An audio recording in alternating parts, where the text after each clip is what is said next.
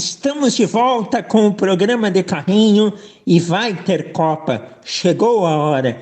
E neste ano ela se realiza em uma época diferente. Devido às fortes temperaturas do Catar na metade do ano, o Mundial passou para novembro e dezembro, final da temporada brasileira, metade da temporada europeia.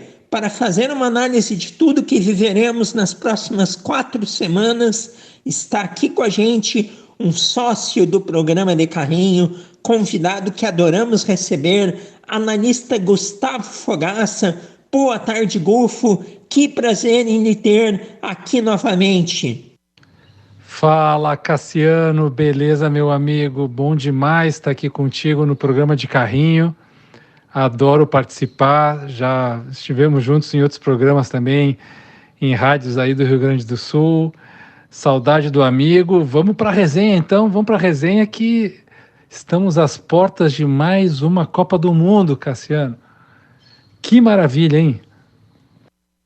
Com certeza, Gufo. E nesse comecinho de papo, eu quero saber de ti o que tu tem feito, como foi até o momento o teu 2022.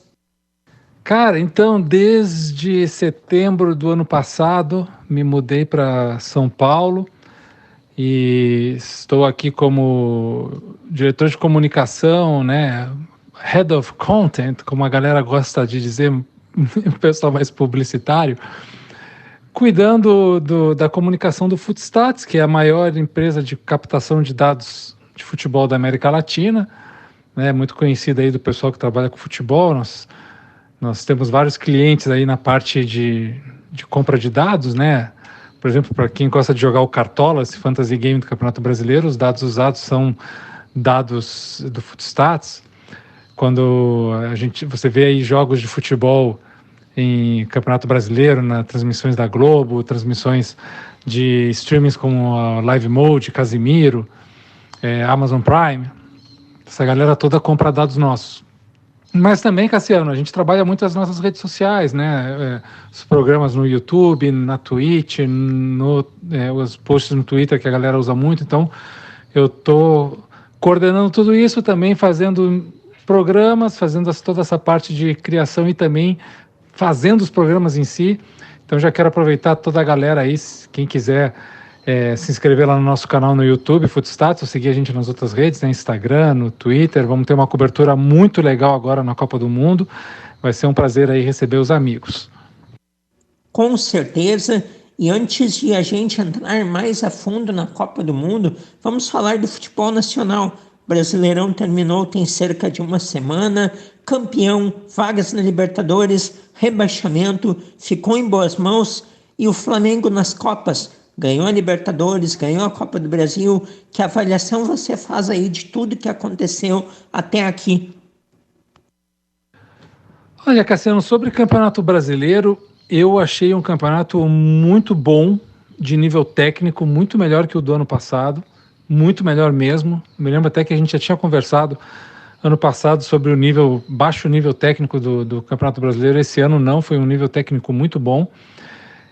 Tivemos bons trabalhos, né? Eu não vou nem falar do Palmeiras, que o Palmeiras realmente é uma exceção assim absurda de tudo que a gente viu no Brasil desde do Jorge Jesus no Flamengo, né? Mas o trabalho do Vitor Pereira no Corinthians foi muito bom. O trabalho do Dorival foi excepcional, né? Conseguiu, mesmo sem ter um time brilhante, ganhar as 2 Copas, chegar numa boa posição no Campeonato Brasileiro. O Flamengo é sempre forte, o Dorival conseguiu resgatar essa força. O Vojvoda, né, deu um espetáculo, primeiro fazendo uma Libertadores maravilhosa do Fortaleza, não conseguiu ir adiante, mas mesmo na zona de rebaixamento, foi lá, fez um segundo turno incrível. Foi a primeira vez desde 2006, Cassiano, que um time que termina na lanterna no primeiro turno consegue não só se salvar, como também classificar para Libertadores, ou seja, méritos demais do Vojvoda, para mim, talvez aí o melhor técnico desse Campeonato Brasileiro. E também, né, o Internacional fez um trabalho espetacular, o Mano Menezes, teve aí a ponto de disputar título até faltando umas 12, 11 rodadas do Campeonato Brasileiro. O Inter ainda era um adversário com todas as possibilidades de ganhar o título, mas era muito difícil, né? Muito difícil porque o Palmeiras estava muito além de todos os outros adversários. Não é nem demérito do Inter, é mais um mérito do Palmeiras que foi muito maior. E como surpresa negativa, eu vejo o fato do Atlético Mineiro, né? O atual campeão não, o campeão do ano passado, que não conseguiu manter o pique, não conseguiu manter a boa qualidade, trouxe o Cuca, que também foi muito mal. O Atlético decepcionou bastante, né? E o Ceará que é um time que vinha fazendo campanhas muito legais no Campeonato Brasileiro, conquistando vagas em Sul-Americana, fazendo competições internacionais interessantes, e o Vozão também não segurou a peteca, terminou caindo para a Série B. Acho que esses dois trabalhos aí foram os que mais me decepcionaram no Campeonato Brasileiro. Eu acho que o Ceará sofreu o mesmo que o Atlético Goianiense. A concentração excessiva que teve nas Copas e ter ido longe, o Ceará fez uma boa Sul-Americana, o Goianiense foi mais longe ainda, semifinal de Copa do Brasil, de Sul-Americana. Isso fez eles perderem muito tempo no Brasileirão e não conseguiram recuperar depois. E a campanha do Fortaleza, ela é fantástica. 40 pontos no segundo turno, vai jogar pelo segundo ano seguido a Libertadores da América. E detalhe, se o Fortaleza, que lá no primeiro turno fez apenas 15 pontos, tivesse ido um pouquinho melhor, olha que o Fortaleza estaria até num G4 de Campeonato Brasileiro. Porque a gente dizia, quando o Fortaleza perdia. Não, o time é bom, o time vai sair dali. A gente viu os jogos, ele jogava bem, mas não estava conseguindo o resultado, exatamente pelo excesso de partidas que vinha tendo. E a gente lembrava também do Grêmio, isso frisava, olha que talvez não dê tempo para o Fortaleza. O Grêmio se imaginava também que recuperaria fácil no ano anterior e não conseguiu. Então, sensacional, que bom que Fortaleza se recuperou e está fazendo história no futebol do Nordeste. E Gufo, e sobre Grêmio e Inter, dupla Grenal, analisando a distância, o que esperar para 2023? Sobre a dupla Grenal, eu entendo que vai ser um ano diferente. Primeiro porque o Grêmio voltando da Série B, com um novo presidente, nova direção, não se sabe ainda, né, vai manter o Renato, o que vai acontecer, o Grêmio precisa contratar e não tem tanto dinheiro, vai depender também de que se quer para o ano. Se o discurso do Grêmio for, nós vamos disputar títulos, nós vamos brigar pelas cabeças, eu não acreditaria, porque acho muito difícil o Grêmio, sem um bom investimento, conseguir ser um time de ponta num cenário tão competitivo. Eu gostaria de escutar da direção mais pé no chão, mas não, esse ano a gente quer manutenção de série A, a gente quer uma vaga na Sul-Americana e tentar reestruturar o clube para em 2024, sim, disputar títulos, né? Isso me pareceria um discurso mais razoável e que eu gostaria de escutar da direção do Grêmio. Já o Internacional, que fez um excelente ano, vai jogar uma Libertadores, tem aí uma notícia que saltou no dia de hoje, de que o Mano Menezes deve ser o substituto do Tite na seleção brasileira, né? O que seria uma pena para o Internacional, porque o trabalho do Mano foi excepcional, foi de primeiro nível mesmo. O Inter tem um bom elenco, precisaria talvez alguma que outra contratação pontual, alguma manutenção de atletas, mas o Inter tem um elenco competitivo. Se sair o Mano, aí muda tudo, né, Cassiano? Porque aí tem que achar um outro cara que tem um outro planejamento, que entenda o grupo, que saiba receber o grupo de novo. Aí o primeiro semestre vai ser, né, de testes, de ver o que acontece. E aí toda a ideia de um Inter buscar o tão esperado Campeonato Brasileiro ou disputar algum título nas Copas pode ficar um pouco prejudicado. Então vai depender muito dessas escolhas aí. O que a direção do Grêmio quer para o clube no ano e o que vai acontecer se o Mano Menezes for para a seleção brasileira. Pois é, informação do Caio Ribeiro durante a semana de que o Mano Menezes vai ser o próximo treinador da seleção brasileira e o André Sanches vai ser o diretor da CBF. As partes negam, tanto CBF, tanto staff do Mano, afirmam não terem recebido nenhum convite, nenhuma informação nesse sentido a parte do Mano Menezes, e a parte da CBF não confirma que tenha procurado o Mano. E bom, Golfo, passado o nosso quintal limpo, vamos ao Mundial do Catar. Com base nas últimas Copas que tivemos e o estágio atual do futebol mundial, qual a sua expectativa para esse ano? Teremos melhores espetáculos? Quem chega mais forte? Minhas expectativas para a Copa sempre são as melhores, né? Eu sou daqueles caras que pauta a minha vida por Copas do Mundo.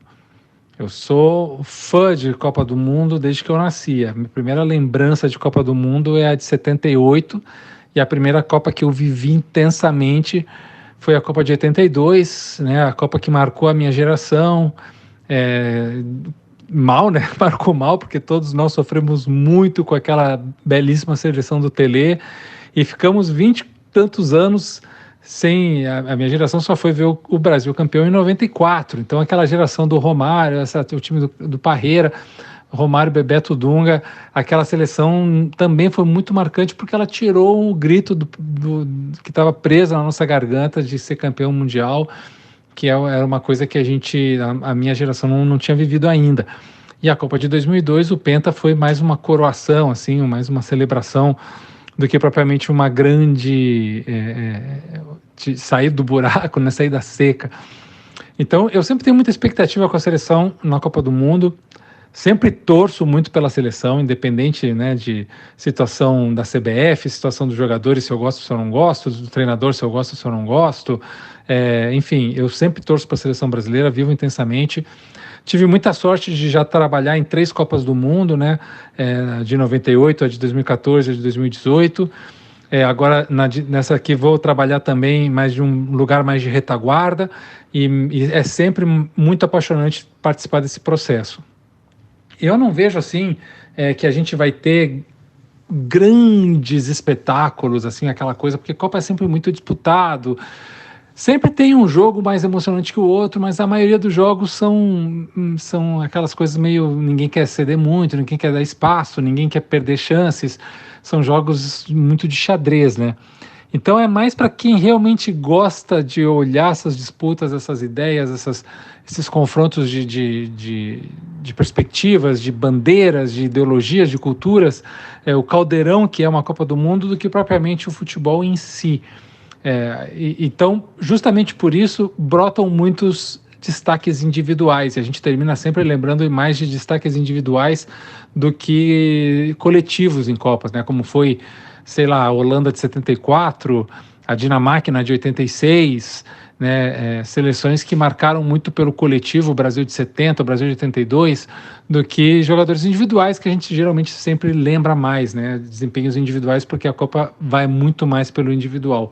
Mas eu tenho, assim, né, muitas expectativas. E quem chega mais forte são os suspeitos de sempre, né, Cassiano? A gente sabe que Brasil e Argentina, França e Alemanha estão sempre lá. A Itália não está dessa vez, mas esses 4 sempre serão favoritos.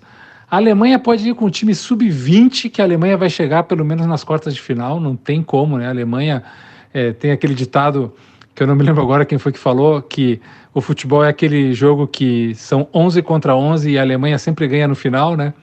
E é assim, a Alemanha sempre vem muito forte, mas eu tenho muita fé aí de que Brasil ou Argentina sejam os campeões dessa Copa do Mundo. Tem essa sensação de que vai ficar na América do Sul o título.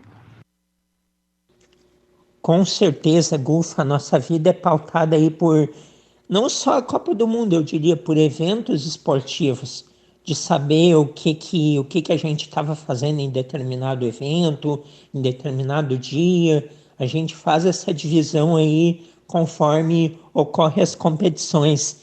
E a Copa do Mundo é um grande barato, é sensacional, sem dúvida nenhuma.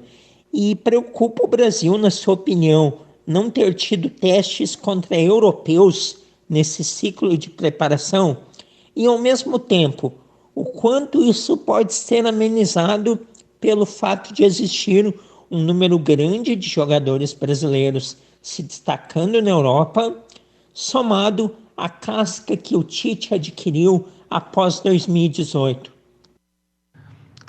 Olha, o fato de disputar amistosos ou torneios contra as seleções europeias, essa questão é muito boa, Cassiano. Eu tenho uma visão um pouquinho diferente da maioria das pessoas, sabe? Eu acho que não pesa tanto assim.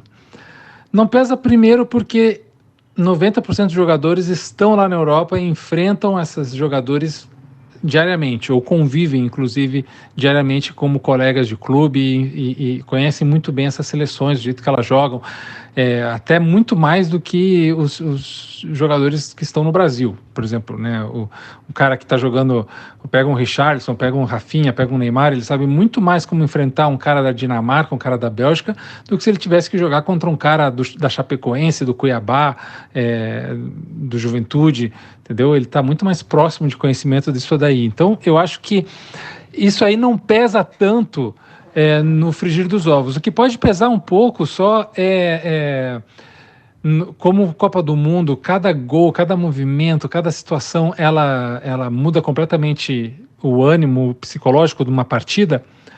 O que pode haver é uma surpresa a partir disso, de uma outra surpresa, você entende? É como se de repente, como a Bélgica fez com a gente em 2018, né?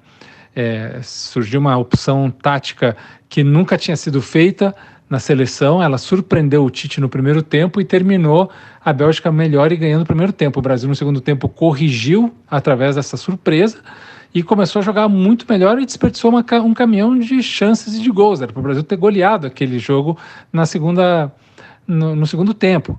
Mas não aconteceu porque é o futebol, né? Futebol é isso aí. Mas o Brasil foi muito bem naquele jogo contra a Bélgica, mas no primeiro foi surpreendido por um adversário. Se a Bélgica tivesse feito isso antes, em amistosos, em eliminatórias, em Nations League, o que fosse, o Brasil saberia e estaria preparado para aquilo. Como foi uma surpresa, o Brasil não estava. Então, esse tipo de situação pode acontecer com uma seleção da África, uma seleção da Ásia, uma seleção da Europa. Eu não vejo isso como um grande problema no geral, assim. Pode ser coisas pontuais, né? Se a gente for pensar lá, a Copa de 58, a Copa de 62, o Brasil também ganhou sem nunca ter enfrentado nenhuma seleção europeia, né? E não é que a Europa só tinha jogador ruim, só tinha seleção boa, tinha seleções muito, muito boas. A França de 58, ela era a grande favorita, era uma seleção fortíssima e que terminou sendo eliminada pelo Brasil na semifinal, mas era uma seleção que era a grande favorita para aquela Copa da Suécia. Então, eu não vejo como um grande problema isso não. Eu acho que a seleção ela está muito bem preparada. O Tite, para mim, é o melhor treinador da história da seleção brasileira, em termos de preparação, em termos de legado, em termos de ideias. Ele é um cara muito competente, tem uma equipe técnica com ele extremamente fiel e competente também. Mesmo que não ganhe o Hexa agora, para mim já está nesse posto de melhor treinador da seleção brasileira. E a equipe está na mão dele, os caras confiam nele, jogam por ele, entendem ele, então eu não vejo assim um problema de vestiário rachado, de brigas de ego. Acho que está todo mundo muito unido em torno do Tite. E é uma seleção mais experiente, né? Uma seleção, a mesma geração que tem aí alguns nomes novos, mas a coluna vertebral dessa seleção, que é ali o setor defensivo, né? O Alisson, os dois zagueiros, os dois laterais, o Casimiro, o Neymar. Essa galera tá junto há muito tempo, se conhece muito bem e consegue segurar as pontas muito bem. Acho que animicamente o Brasil vai bem preparado. Para mim o Brasil é franco favorito, sim, chegar à semifinal e com algo de sorte final e campeão. E falando do outro lado, Gufo, a Argentina, você acha que ela está pronta para ganhar o Mundial ou ainda tem pontos que podem impedir isso, que tornam a equipe vulnerável?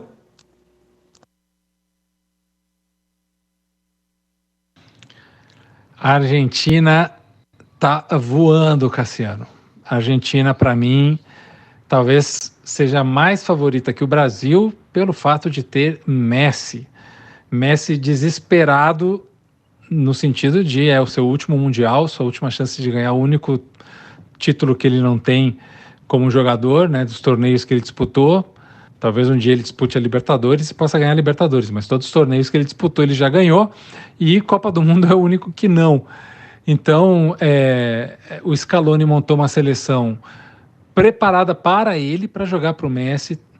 Tem aí duas lesões importantes, que é o Depou e o Lo Celso, que são jogadores de meio campo muito peças importantes na mecânica de funcionamento com a bola, e aí vamos ver como é que ele consegue, se ele vai trabalhar com o Enzo Fernandes, se ele vai dar alguma chance pro Gil Simeone. Vamos ver o que vai acontecer em termos de escalação, mas eu acho que no total a Argentina vem muito forte, muito poderosa, muito confiante e no sapatinho, porque até uma semana atrás ninguém falava da Argentina como favorito, né? Os focos eram muito em Brasil, em Alemanha, em Inglaterra, Espanha, França, e ninguém falava muito da Argentina. Agora começaram a olhar para a Argentina e se deram conta, opa, esses caras vêm bem, esses caras vêm forte, para mim também, e pode ser que dê Brasil e Argentina numa semifinal, hein?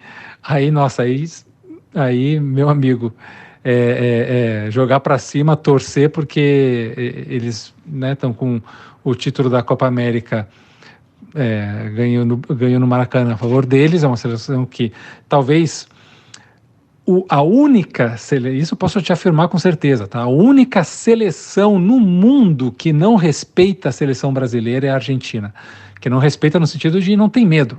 A Argentina não tem zero medo da seleção brasileira. É o único time do mundo que joga com o Brasil, vê a amarelinha, joga de igual para igual, não importa, não tem medo. Então isso é um fator muito importante a favor dos hermanos. Sem dúvida, tanto é verdade isso que você está colocando da Argentina não ter medo do Brasil, que desde que o Tite está na seleção brasileira, se vão aí mais de 6 anos, desde 2016, o Brasil perdeu apenas 5 partidas. Uma para o Peru em amistoso, uma para a Bélgica na Copa do Mundo de 2018 e 3 vezes para a Argentina. Então isso mostra a força do rival que o Brasil terá pela frente. E por falar em rival do Brasil, Gufo, a França, você entende que ela não está no mesmo nível de 2018? Ou ela mantém a sua força? Porque por mais qualidade individual que ela tenha, parece que não está com toda aquela sintonia, não é? O que acontece com a França? Sobre a seleção do Deschamps, a França tem um fator aí que eu acho fundamental, Cassiano. A lesão do N'Golo Kanté. Eu sou fã número 0000 do Kanté. Eu amo esse cara. Eu amo o jeito que ele joga futebol. Eu amo o jeito que ele é como pessoa. A humildade, o jeito que ele se dedica, a competência que ele tem no que ele tem que fazer. Ele é um craque absoluto. É um craque invisível, porque ele deveria ter ganho aí vários troféus de melhor do mundo. Não ganhou porque ele é simplesmente um volante que joga de forma, atrás da bola, digamos assim, não faz tantos gols, mas é o tipo de jogador que acerta qualquer time, acerta qualquer seleção, faz qualquer seleção funcionar, dá uma consistência defensiva absurda, além de ser um cara com muita qualidade técnica, né? Ele sabe distribuir a bola, sabe chutar, sabe fazer passes em profundidade. Então a ausência do Kanté, não tem ninguém para substituí-lo, ninguém que dê a mesma dinâmica, a mesma potência. Eu vejo a França muito prejudicada com isso. E outra coisa é que a França não criou variações táticas, né? É uma seleção que depende muito da velocidade do Mbappé, é uma seleção que joga de uma forma um pouquinho mais no contra-ataque, não tem tanta construção por dentro. Então, eu não vejo a França assim como grandíssimo favorito para ser bicampeão mundial. Vai certamente ganhar o seu grupo ou classificar em segundo, né? A Dinamarca também vem bem forte. Mas não vejo a França assim, como tu também está dizendo, não vejo a França como grande potencial para ser campeão, não. Estamos conversando com Gustavo Fogaça, o Gufo, analista esportivo, batendo papo sobre Copa do Mundo. E Gufo, se você tivesse que apostar em uma surpresa positiva para essa Copa e também em uma decepção, quem seria? Olha, a minha surpresa positiva, que eu estava torcendo muito para que acontecesse, era Senegal chegar aí pelo menos a umas quartas de final, Mas com a lesão do Sadio Mané, acho que vai ficar bem difícil. Isso aí foi um balde de água fria. Eu ainda sonho muito em ver uma seleção africana chegando forte, chegando aí a semifinais, quem sabe até uma final, né? Eu morei em Camarões um tempo, tenho uma relação muito legal com amigos de lá. Estou sempre torcendo para alguma seleção africana surpreender, e isso a gente vê com dificuldade de acontecer nessa Copa. Acho que a Dinamarca é uma seleção que pode vir bem, pode talvez ir além do que se espera. O Uruguai pode ser uma surpresa bem agradável, tem nomes jovens aí, mesmo com os medalhões de sempre estando no time. Tem gente nova com qualidade que pode surpreender também o Uruguai, né? Nunca descartemos a La Celeste, que é sempre uma seleção muito forte.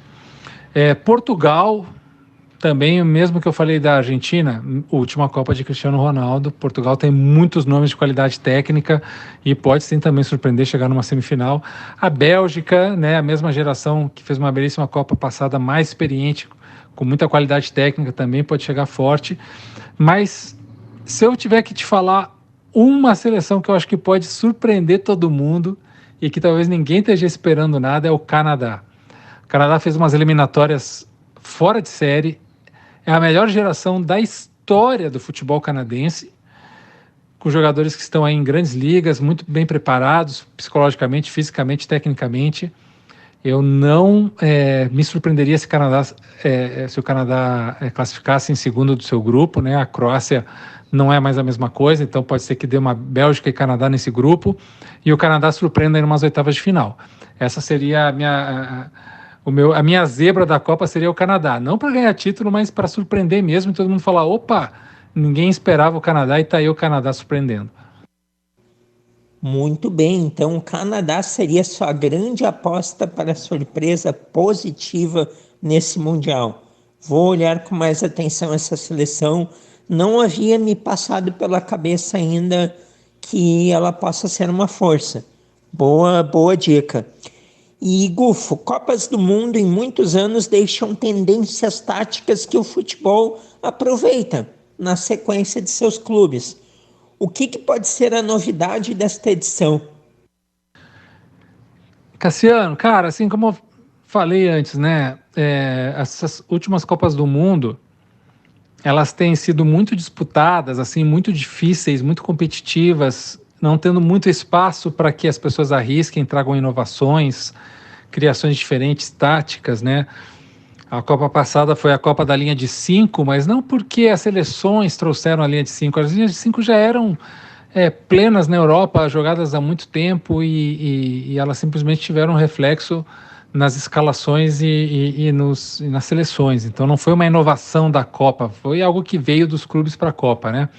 Eu acho muito difícil a gente ver nessa Copa uma grande inovação técnica, tática, alguma coisa que diga assim, uau, essa foi a Copa da seleção tal porque mudou tal coisa, como foi em 74 a Holanda, 54 a Hungria, 82 mesmo o Brasil surpreendeu o mundo, né, com aquele jogo associativo impressionante. Faz tempo que a gente não vê assim uma Copa onde a gente tenha grandes legados táticos, porque o futebol ficou muito globalizado, os clubes se conhecem demais, tem jogadores do mundo inteiro circulando, levando conhecimento, levando ideias diferentes, se integrando a novos mundos, a novas ideias, a novos conceitos. Então, já tem aí uma suruba, vamos dizer assim, muito grande de ideias e proposições no mundo dos clubes, que a Copa do Mundo termina sendo só um reflexo daquilo, não é um lugar, não é mais um espaço para brilhar, um palco mundial onde vem, agora eu vou surpreender o mundo com alguma coisa. Vai mais no aspecto individual mesmo, onde a gente vai ver jogadores que a gente não esperava que brilhassem, jogadores que a gente espera que brilhem e desapareçam. Vai ser mais por aí, mais eu acho que no destaque individual do que num legado coletivo. Então tá certo, Gustavo Fogaça, muito obrigado por participar do programa de Carrinho. Mais uma vez, não é, Gufo? Gufo sempre presente, sócio do nosso programa.